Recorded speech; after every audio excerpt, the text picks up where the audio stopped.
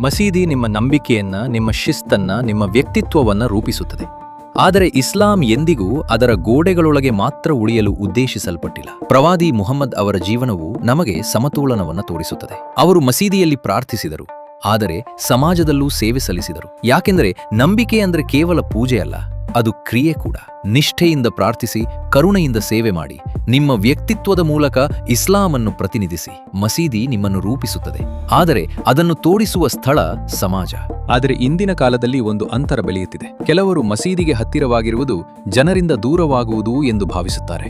ಇನ್ನೂ ಕೆಲವರು ಸಮಾಜದಲ್ಲಿ ತೊಡಗಿಸಿಕೊಂಡು ನಿಧಾನವಾಗಿ ತಮ್ಮ ಧರ್ಮದ ಸಂಪರ್ಕವನ್ನು ಕಳೆದುಕೊಳ್ಳುತ್ತಾರೆ. ಇದು ಅಸಮತೋಲನವನ್ನು ಉಂಟುಮಾಡುತ್ತದೆ. ಜನರಿಂದ ದೂರವಾಗುವುದು ಅಥವಾ ಮೌಲ್ಯಗಳಿಂದ ದೂರವಾಗುವುದು. ಮುಂದಿನ ದಾರಿ ಸ್ಪಷ್ಟವಾಗಿದೆ. ನಿಮ್ಮ ಪ್ರಾರ್ಥನೆಯನ್ನು ಉದ್ದೇಶದೊಂದಿಗೆ ಸಂಪರ್ಕಿಸಿ, ನಿಮ್ಮ ನಂಬಿಕೆಯನ್ನು ಕಳೆದುಕೊಳ್ಳದೆ ಸಮಾಜದಲ್ಲಿ ತೊಡಗಿಕೊಳ್ಳಿ. ಮಸೀದಿಯನ್ನು ಮಾರ್ಗದರ್ಶನ ಮತ್ತು ಸೇವೆಯ ಕೇಂದ್ರವಾಗಿಸಿಕೊಳ್ಳಿ ಮತ್ತು ಪ್ರಾರ್ಥಿಸುವ ಹಾಗೆಯೇ ಸಮಾಜದಲ್ಲಿ ಭಾಗವಹಿಸುವ ಪೀಳಿಗೆಯನ್ನು ನಿರ್ಮಿಸಿ.